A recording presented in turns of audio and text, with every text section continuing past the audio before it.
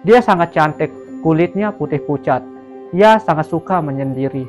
Dia tidak suka ketika di keramaian. Banyak orang yang menyukainya, apalagi pria di kampungnya. Semua orang suka padanya. Hari ini saya akan menceritakan pengalaman seru yang pernah saya rasakan. Waktu itu temanku punya kenalan. Wanita itu sangat cantik dan ia tinggal bersama ibunya. Ketika itu temanku ngebat ingin ketemu dan pada suatu malam ia putuskan untuk janjian dengan cewek tersebut. Temanku tidak datang sendiri karena ke sana kami bertiga menggunakan sepeda motor. Kami menggunakan motor Astrea Grand. Walaupun bonceng tiga, kami melanjutkan perjalanan. Ketika kita telusuri bahwa rumah gadis tersebut itu berada di tengah hutan, atau lebih tepatnya di tengah kebun. Di sana ia tinggal berdua dengan orang tuanya. Jalan ke rumahnya sangatlah hancur karena beberapa kali kami harus mendorong motor sehingga bisa melewati jalan tersebut. Ketika sudah sampai ke sana, ia langsung menyambut kami. Ia menyambut kami dan mempersilahkan kami untuk duduk di rumahnya. Aku merasa heran, kenapa ada dua orang wanita bisa sangat tidak takut ketika tinggal di rumah ini. Karena rumahnya jauh dari rumah-rumah warga. Ia tinggal berdua bersama ibunya di tengah hutan atau di tengah kebun. Temanku ini sangat senang karena ia bisa bertemu dengan wanita yang diimpikannya. Bahkan ia menjamu kami dengan sangat baik. Ia menjamu kami dengan kopi. Biasaan kalau di kampung itu, kalau ada orang yang pergi ngidang, itu batasnya sampai jam 10 malam. Kami berangkat dari rumah itu selesai sholat maghrib.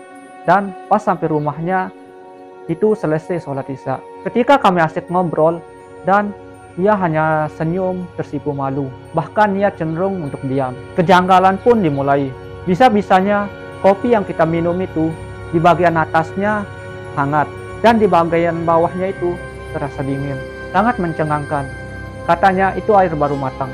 Kami semua penasaran. Kenapa bagian atasnya itu panas dan bagian bawahnya itu dingin.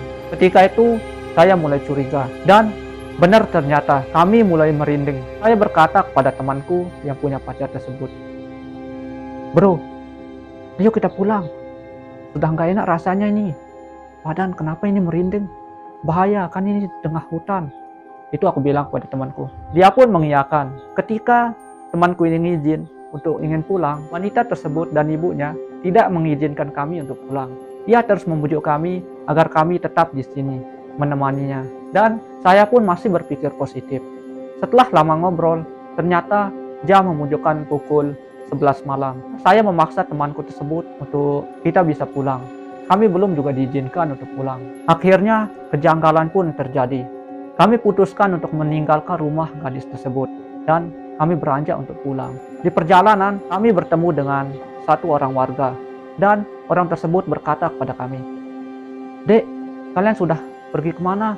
Dia bilang orang itu. "Itu Pak, kami ke rumah sana tadi. Di rumah ada cewek di situ. Kami pergi midang." Dia bilang kan. Kagetlah orang tersebut. Ternyata yang punya rumah itu adalah hantu. Jarang ada orang yang berani datang ke rumah tersebut. Bahkan ketika siang pun jarang orang yang berani datang ke rumah tersebut. Kami pun menjadi merinding. Dan ketika perjalanan pulang, walaupun sekuat tenaga digas, si Astrea Grand ini tidak mau jalan. Ia malah jalan di tempat. Kami pun sangat gugup dan sangat panik. Sebelum lanjut, jangan lupa like, share, komen, dan subscribe. Ketika kami melihat ke belakang, itu kami melihat perempuan dengan baju putih dan rambut panjang. Ia sangat menyeramkan. Ia menjulurkan tangannya kepada kami. Kami langsung lari sekuat tenaga. Dan terpaksa aku meninggalkan si Grand. Tidak lama, sampailah kami di rumah warga. Dan di sana kami mulai menenangkan diri. Akhirnya, mulai saat itu, kami tidak pernah datang lagi ke sana. Dan kami putus kontak dengannya. Semoga video ini bermanfaat. Jangan lupa like, share, komen, dan subscribe. See you next video.